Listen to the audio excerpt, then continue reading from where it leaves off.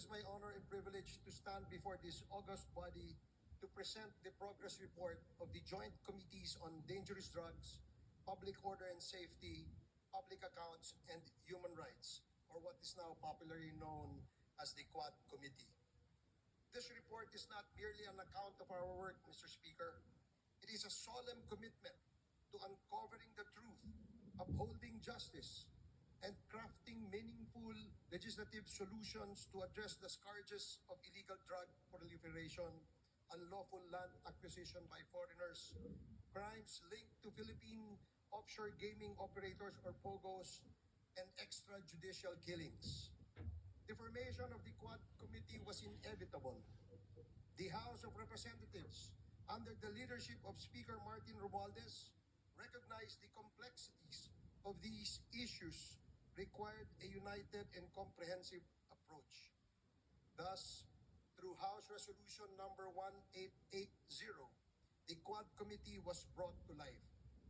What began as a separate investigations by individual committees soon uncovered a web of interconnections, a Pandora's box of crimes and abuses that tested the very foundations of our institutions. One of the most alarming discoveries stemmed from a routine investigation into the 3.9 billion drug bust in San Jose Malino, Mexico, Pampanga. The probe unearthed the illicit operations of Empire 999, a company owned by foreign nationals masquerading as Filipino citizens. This led to the revelations of massive illegal land acquisitions involving hundreds of hectares of agricultural lands in direct violation of our Constitution. It further exposed suspicious ties between local government officials and foreign syndicates, pointing to corruption and systemic exploitation. Mr. Speaker, our inquiry delved deeper into the operations of these entities and uncovered an even more sinister reality. Their connections to the illegal drug trade and organized crime activities facilitated by POGOs. What was initially presented as a revenue-generating industry has instead become a breeding ground for illegal activities such as human trafficking, money laundering, investment scams, cybercrimes, and even murder. Sa ating investigasyon, Mr. Speaker, ay nakita natin na ang modus operandi ng mga POGOs ay gumamit ng mga Pilipinong dummies bilang mga nominal na may-ari upang magtatag ng mga korporasyon na nagpapahintulot sa mga dayuhan na iwasan ang mga batas na naglilimita sa pagmamay-ari at operasyon sa mga industriya tulad ng gaming at real estate.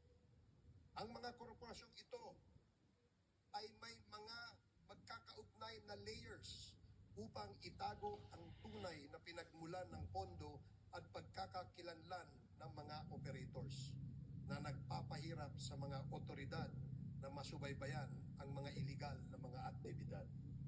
Mr. Speaker, ang mga POGOs na ito ay naghuhugas ng pera mula sa mga krimen tulad ng human trafficking, illegal na pagsusugal, bentahan ng droga at cybercrimes sa pamamagitan ng pagpapadaan ng pondo sa mga bank account, pagbili ng ari-arian at iba pang mga instrumentong pinansyal na pinapalabas na lehitimong operasyon ng kanilang mga negosyo.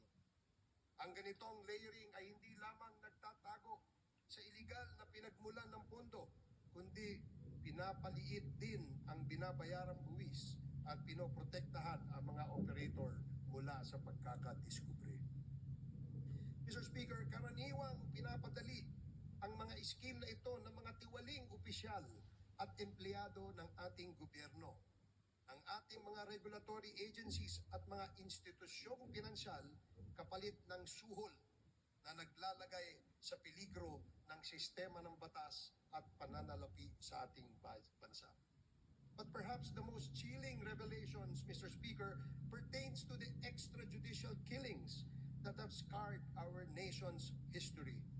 The investigation brought to light a harrowing narrative of abuse of power and institutional impunity during the Duterte administration. Witness, witness testimonies corroborated by evidence revealed a system that incentivized the killing of suspected drug personalities. A system modeled after the so-called Davao template and replicated nationwide. Mr. Speaker, this is not merely a report of the past wrongdoings, but a call to action. The Quad Committee has responded by filing concrete legislative measures aimed at addressing the gaps in our legal framework.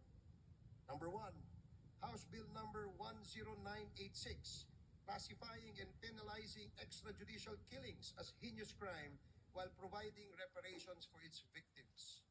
Number two, House Bill number 10987, prohibiting all forms of offshore gaming operations in the country with severe penalties for violations. Number three, House Bill number 11043, allowing civil forfeiture of unlawfully acquired real estate properties by foreign nationals.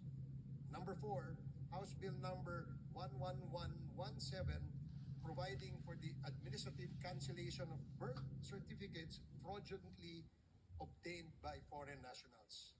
In addition to these proposed bills, Mr. Speaker, our inquiries have already yielded significant actions. Number one, the Joint Committee inquiry prompted authorities to reopen investigations into the murders of Police General Wesley Barayuga, former Albuera Leyte Mayor Rolando Espinosa, and 3 Chinese nationals killed inside the Davao prison in Penal Farm. Two, the certificate of registration of or incorporation of Empire 999 Realty Corporation was revoked by the SEC. Number three, the Philippine passport of Mr. Kai Kimeng, also known as Mr. Willie Ong, and Yang Jiazheng, also known as AD Tai Yang, were cancelled by the concerned government agencies. The findings of the Joint Committee led to the filing of legal cases against Go Waping, also known as Alice Leal Go, including charges of human trafficking and graft and corruption. Number five, the chairperson of the PAOK directed the Anti-Money Laundering Council to file for court-issued freeze orders or provisional asset preservation orders against assets linked to unlawful activities.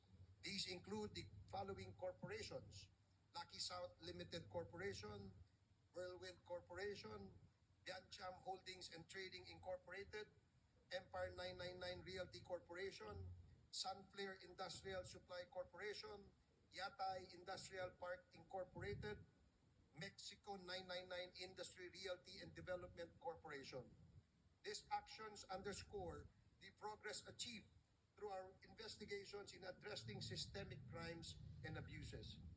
We have also recommended, Mr. Speaker, amendments to relevant laws, including the Anti-Money Laundering Act, the Anti-Trafficking in Persons Act, the Civil Registry Law, the Anti-Dummy Law, the Bank Secrecy Law, the New Philippine Passport Act, the Comprehensive Dangerous Drugs Act, the Cybercrime Prevention Act, the Tariff and Customs Code, the Revised Corporation Code, and the Local Government Code, among others. Mr. Speaker, in total, we have recommended at least 30 proposed legislations, and these measures aim to strengthen our legal frameworks and ensure that such abuses and misdeeds are prevented in the future. The Quadcom likewise recommends the filing of appropriate charges against the following. Number one, personalities linked to the illegal drug trade, particularly those implicated in the seizure of 360 kilograms of shabu in Mexico, Pampanga. Kai Kimeng, alias also known as Willie Ong, Yang Jiazheng, also known as AD Tai Yang, Mayor Teddy Tumang, and all the incorporators of Empire 999. Number two, perpetrators of crimes against humanity under Section 6 of Republic Act 9851 or the Philippine Act on Crimes Against International Humanitarian Law, Genocide, and Other Crimes Against Humanity. former President Rodrigo Roa Duterte, Senator Roland Bato de la Rosa, Senator Christopher Lawrence Bongo, former PNP Chief Oscar David Albayalde, former PNP Chief Debold Sinas, Police Colonel Royina Garma, Police Colonel Edilberto Leonardo, and Hermina Muking Espino. Number 3, the co-conspirators in the murder of Chu Kintung, Li Lanyang, and Wong Mengpin, the 3 Chinese nationals killed inside the Davao Penal Prison and Penal Farm on August 13 of 2016.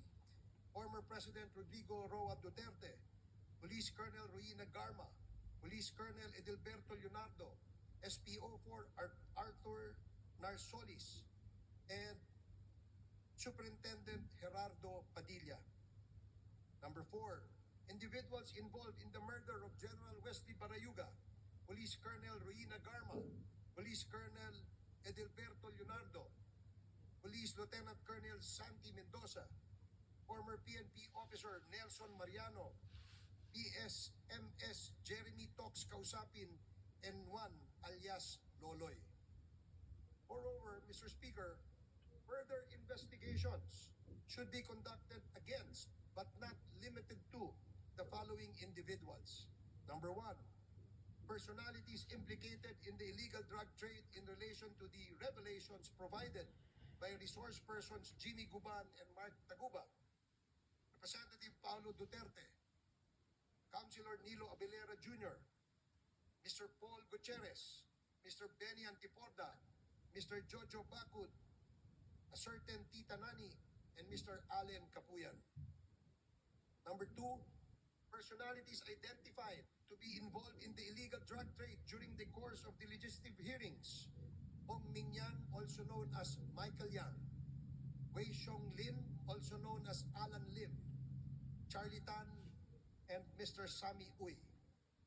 Number 3, personalities involved in Pogo-related illegal activities. Attorney Herminio Harry Roque Jr., Catherine Cassandra Leong, Go Waping, or also known as Alice Leal Go, Yang Jian Sin, also known as Tony Yang, and Hong Jiang Yang, the younger brother of Tony Yang and Michael Yang. Mr. Speaker, our work is far from over. The Quad Committee's progress thus far is a testament to what we can achieve when we confront corruption and criminality with courage and resolve. However, it also underscores the magnitude of the challenges we face. This is a defining moment for this Congress, Mr. Speaker.